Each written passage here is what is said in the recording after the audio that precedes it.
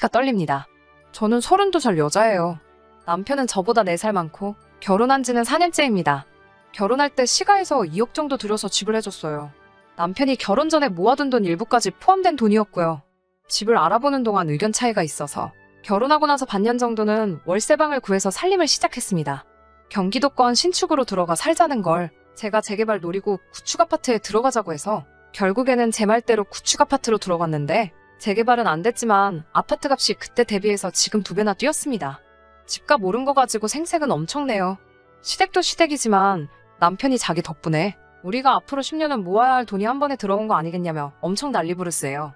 집값 오른 거 당연히 좋은 일이지만 가계부 관리하는 저로서는 사실 와닿지도 않아요. 이 집이 2배 올랐다고 해서 다른 집이 안 오른 것도 아니고 더 늦기 전에 아이도 가져야 하는데 13평짜리 방 한 칸 비좁아 터진 아파트에 살면서 아이를 어떻게 키우냐는 생각도 듭니다. 이사를 생각 안 해본 건 아니지만 말한 대로 다른 집도 올라서 선택권이 넓은 것도 아니고 그래서 그냥 기억 없이 재건축만 기다리고 있네요. 시어머니는 그냥 집이 좁으면 어떠냐고 늦기 전에 아이를 먼저 가지라고 하는데 제가 육아 때문에 직장을 그만두면 그만큼 수입도 줄어들어서 가게도 어떻게 될지 확신도 안 서고요. 또 이사를 가고 싶어도 재건축이 언제 될지도 모르니 섣불리 나섰다가 지금 집값 2배 정도 뛴 거 가지고도 저렇게 노래를 부르는데 행여나 재건축돼서 집값이 또 뜨게 되면 어떤 원망을 들을까봐 말도 못 꺼내고 있어요. 시가에서 집 해줬다고 저 결혼할 때 뭐 기우는 결혼한 거? 그런 건 절대 아닙니다. 월급도 큰 차이가 나는 건 아니지만 신랑보다는 제가 조금 더 벌어요. 집이 좁아서 혼수 채우기가 애매하니 그만큼 현금 해단도 많이 했고 시아버지 오래된 연식 자동차 끌고 다니시는 거 신형으로 바꿔드리기까지 했어요. 혼수에 결혼 비용까지 2,500이면 끝날 거 차 바꿔드리고 현금 해단까지 하고 그래서 저희도 물론 시댁 쪽 지원금에 비해 적은 돈이긴 하지만 이것저것 다 더하니 8천 가까이 들었습니다. 결혼할 때부터 시가에서 집 해준다고 생색내는 남편 때문에 더 무리한 부분도 있고 남들 강남 신축에서 시작하는 신혼부부들도 있는데 서울 외곽에 지은 지 30년 된 아파트 받으면서 기우는 결혼하는 것 같은 느낌 주는 게 싫었어요. 그래서 그만큼 결혼 비용 부담하면서 결혼 후에도 양가에는 똑같이 하자고 약속 아닌 약속을 했어요.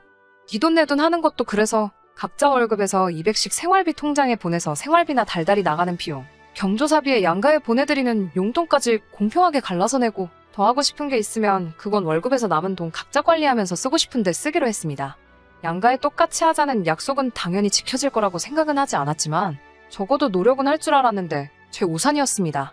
전반적으로는 잘 지켜지는 것 같았지만 사소한 것들이 항상 문제였어요. 예를 들자면 제가 시댁에서 일하는 만큼 남편은 처가에서 널브러져서 편하게 있는 것 같은 거요. 그런 사소한 것까지 꺼내자니 제가 너무 졸렬한 사람이 되는 것 같기도 하고 굼뜨고 대충대충 하기는 하지만 명절날 친정에 가면 설거지라도 하려고 하거나 청소기 돌리는 정도는 도와줬기 때문에 그냥 참았습니다. 저는 결혼하고 처음 몇 달 동안은 시댁에 못해도 일주일에 한 번씩은 안부 전화 드리고 했어요. 그런데 어느 날 친정아버지랑 통화하고 있는데 우리 사위도 잘 지내지? 하고 물어보시더라고요. 저는 남편이 당연히 알아서 안부 전화 정도는 드리고 있는 줄 알았는데 결혼하고 몇 달이 지난 상황인데도 단 한 번도 먼저 연락한 적이 없다고 하시더라고요. 어이가 없었지만 그것도 그냥 넘어갔습니다. 대신에 저도 그날 이후로 시댁에 안부 전화를 한 통도 하지 않았어요. 어느 날 남편이 시어머니 연락을 받았는지 저한테 와서 묻더라고요. 왜 요즘에 우리 집에 안부 전화 안 드리느냐고요. 당당하게 안 한다고 대답했더니 이유도 묻지 않고 저를 가르치려 들었어요. 자식이 결혼했는데 어떻게 지내는지 궁금해하시지 않겠냐고 자식된 도리로 전화를 드려야 한다고 하는 거예요. 여태 나 혼자만 시댁에 전화 드린 건 생각도 하지 않고 시부리는 게 너무 화가 나서 괜히 시비가 걸고 싶어지더라고요. 그래서 신랑에게 왜 자기 집에 내가 전화를 드려야 해? 라고 못 알아들은 척 물어봤어요. 자식된 도리 어쩌고 하면서 방금 했던 말을 그대로 재방송을 하더라고요.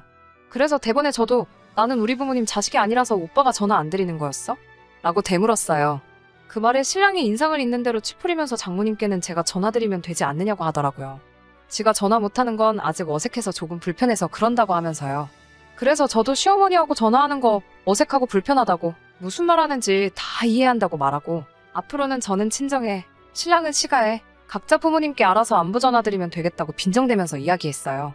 그때 처음으로 남편이 본심을 말했습니다. 어떻게 부부가 똑같이 하냐고. 네가 하는 게 같은 여자끼리고 더 살가우니까 더 좋아하실 거 아니냐고 하더군요.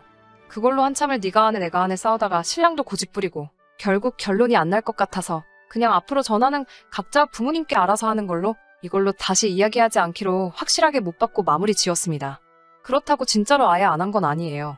처음처럼 매주 연락드리는 건 아니지만 가끔씩 안부도 묻고 하고 있어요. 최소한의 도리라고 생각하거든요. 남편은 그 뒤로도, 아니, 아예 결혼하고 단 한 번을 우리 부모님께 먼저 연락드린 적은 없지만 퇴근하고 같이 있을 때 한 번씩 전화 바꿔주고 하니 그냥 그걸로 하고 있다는 셈 치고 위안 삼으려고 했어요. 아무튼 사건은 최근에 벌어지게 됩니다. 제가 회사 생활 5년간 하면서 한 달에 5만 원씩 따로 적금을 들어놓은 게 있어요. 어머니 환갑 때 지중해로 크루즈 여행 한번 보내드리려고요. 그 적금이 만기가 돼서 잠깐 예금 통장에 들어왔어요. 이자 조금 해서 돈이 어느 정도 목돈이 되어 있더라고요. 어머니 환갑까지는 몇 년이 더 남았으니 새로 적금 가입하고 요즘 시국도 시국이고 지중해 크루즈 여행이 생각보다 비용이 비싸서 몇 년 더 모아야겠더군요. 그런데 남편이 통장 조회를 했는지 이 돈이 뭐냐고 물어보더라고요. 엄마 환갑 때 두 분 크루즈 여행 보내드리려고 모아둔 거라고 결혼 전부터 모으고 있던 돈이라고 말해줬어요. 그랬더니 우리 부모님은 어쩌고? 이러고 있더라고요. 시어머니랑 저희 어머니랑 동갑이시거든요. 그래서 그거야 오빠가 따로 부모님 환갑 때 하려고 준비한 거 있을 거 아니냐고. 그걸로 보내드려야지 했지요. 그랬더니 자기는 따로 모은 게 없다고. 이 집 살 때 전 재산 다 쓴 거라고 하더라고요. 아직 양가 어머님 환갑까지는 시간이 있으니까 그럼 지금부터라도 모아서 어디 가까운 일본 료칸 여행이라도 보내드리면 되지 않겠냐고 했어요. 그랬더니 대번에 니네 엄마는 크루즈 여행 보내고 우리 엄마는 온천으로 때우려고 하는 거냐며 성질을 박박 내며 뭐라고 하네요.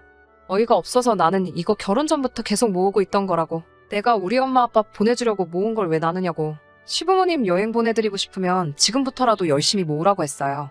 그랬더니 대번에 결혼 전이래봐야 1년밖에 더 되냐고. 결혼하고 나서도 모아왔으니 그건 엄연한 횡령이라고 하면서 입에 거품을 물면서 발악을 하더군요.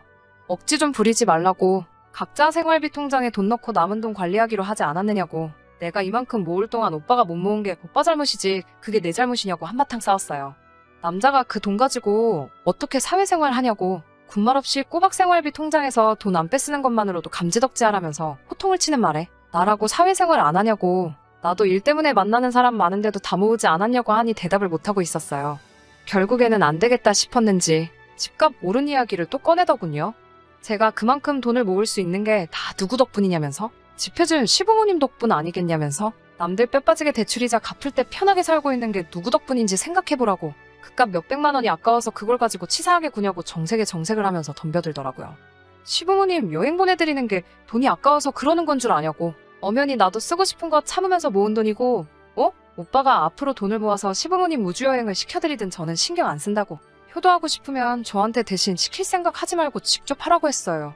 너 잘났다라면서 네 맘대로 하라고 하고는 기어이 그날은 밖으로 뛰쳐나가 외박을 하고 들어오더라고요.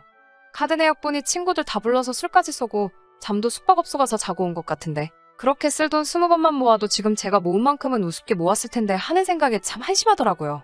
진짜 문제는 얼마 지나지 않아서 생겼어요. 명절날 친정에서 저녁 식사하고 나서 텔레비전 채널 이리저리 돌리다가 볼만한 게 없어서 옛날 드라마 재방송 보고 있었어요. 드라마에서 부모가 모아둔 게 없어서 딸한테 신세를 지는 장면이 나왔는데 그것 때문에 딸이 남편에게 눈치를 보고 있는 장면이 나왔어요. 친정부모님이 그 장면 보고 무슨 자식이 노후 대책도 아니고 자식한테 너무 피해를 준다면서 혀를 차셨어요. 평소에는 우리 부모님 불편하다고 말도 안 붙이던 남편이 괜히 맞다고 결혼이 무슨 회사 인수합병 하는 것도 아니고 자기도 그 말이 100번 맞다고 생각한다고 맞장구를 치더라고요. 그러고 돌아오는 차 안에서 진지한 표정으로 저한테 물어보더라고요. 혹시 장인 장모님 노후 대책은 다 되어 있으시냐고요. 다 되어 있는 건 맞았는데 왠지 기분이 쎄해서 알려주기가 싫었어요. 그래서 워낙에 그런 거 잘 말씀을 안 해주셔서 잘 모르겠다고 대답했는데 남편 표정이 아주 가관이었습니다.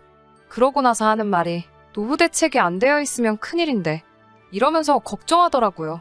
그게 무슨 뜻이냐 물었더니 앞으로 큰 집으로 이사가면 시부모님을 모시고 살 계획이었는데 장인 장모님이 노후 대책이 안 되어 있으면 어떡하냐고 원망하듯이 말하더라고요.